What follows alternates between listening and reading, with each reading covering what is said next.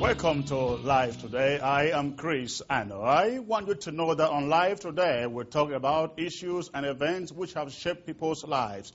And I want you to know that today I have a very special guest. If you will stay put, watch, and listen to us today, your life will never, ever be the same again. Many years ago, my guest who is in the studio with me today, Charlie Hirt, had a very peculiar encounter with life. For 20 years, he spent his life doing drugs and getting involved in gang warfare and gun warfare.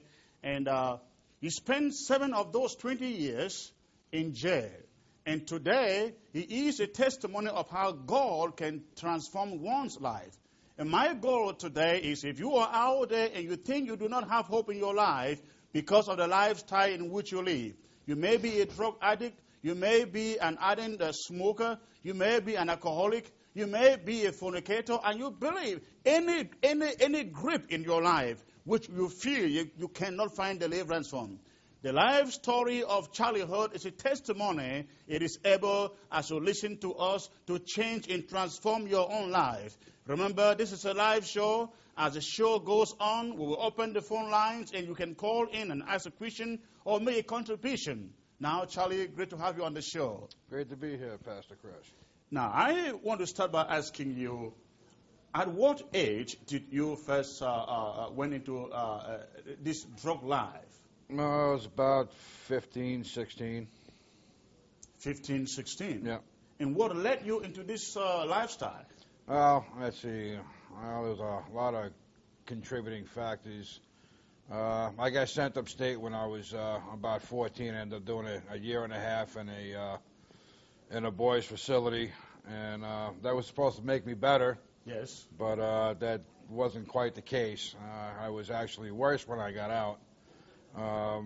I got into, I worked the carnival for a while before I had got sent up, and when I came back out, a lot of my friends, people that I came comfortable with, were still working for the carnival at the time, and so they kind of adopted me back into their fold, so to speak. Yes. And a lot of them were had affiliations with motorcycle clubs. Some of them had. What club did you say it was? It was motorcycle clubs, outdoor biker clubs. Right, right. And so I got to know a lot of different people through that. And as time went on, the more time I spent with them, the more they kind of started to trust me. Right. And so they'd have me doing, making little runs for them. And then after a while, it just, it just ballooned into pretty much, their business, my business, their business, my business. Right. And it went nuts from there. Now, are you kind of saying that it is at a point in time you went to live in the institution with the boys? Did you say the boys club? Yeah. Well, it was a boys. What's the word I'm looking for? A rehabilitation center. A rehabilitation center. Yeah. So it was at a rehabilitation center that you began living a drug life. It was well, not so much when I was there, but immediately when I got out. Part of the reason I got sent there was because there was suspicion that I was doing drugs and doing drinking and stuff like that. Right.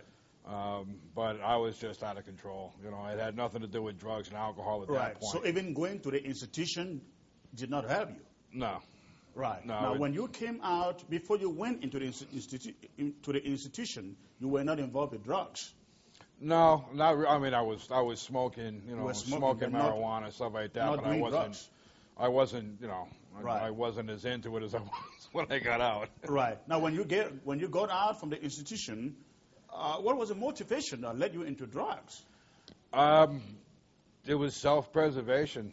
It was, I kind of figured that it was just me, pretty much me against the world. Right. I didn't have my parents that I could rely on. Really didn't have friends, so to speak, that I could rely on. Mm-hmm. So, it was all me. I had to make my own way and make my own living. And, working a carnival and, like I said, doing these little drug deals for my friends, started putting money in my pocket. I was kind of like, well, this is cool. I can do this. Now, you also got involved with guns. As a result of these, when we discussed it the last time, you told me how you became a security guy protecting the big guys that sold drugs, that carried drugs. How did it all happen?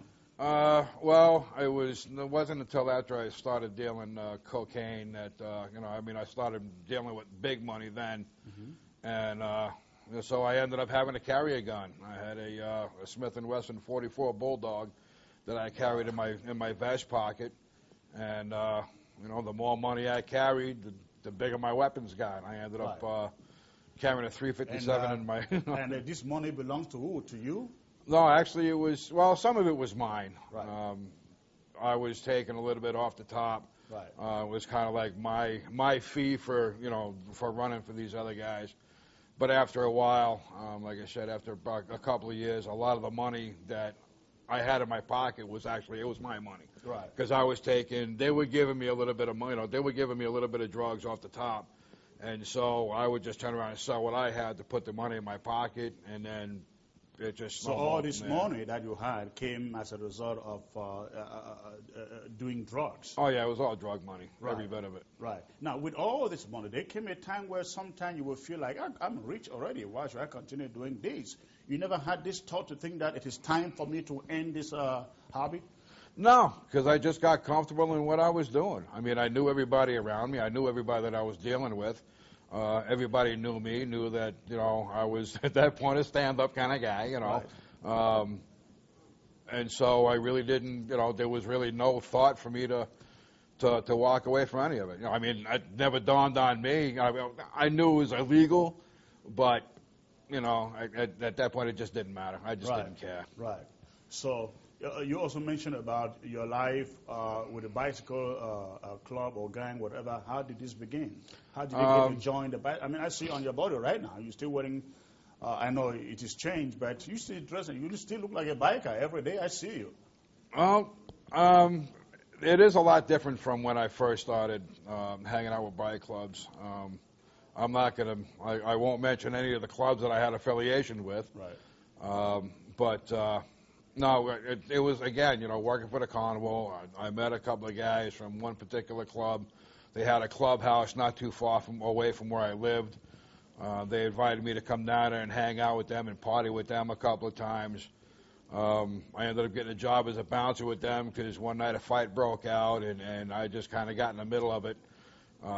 Tossed one guy out the door, and all of a sudden, I had about 5 of the guys around me. And I'm thinking, no, I'm out of here today. I'm gone. That's all there is to it. But one guy turned around. Was that your first confrontation with in the gang, in the bicycle gang? Yeah, that was pretty much when I started my career in a career. Actually, when I started my time was with the outlaw bike clubs. Right. Now, after that, after the confrontation, what happened? Well, like I said, there was a couple of guys, about 5 guys standing around me, and again, like I said, I mean, I figured, they were going to find me a dumpster in a back alley. But what happened actually was one of the guys who was the sergeant at arms came up and he grabbed a hold of me by the shoulder and he says, "Come here, I want to talk to you." And like I said, I mean, I was reaching. It's like, man, if I'm going, I'm not going alone. Right. But he asked me, he says, "You want to make some extra money?" And I'm sitting there thinking to myself, well, I'm making all this money, dealing on the side. What could you possibly give me? Why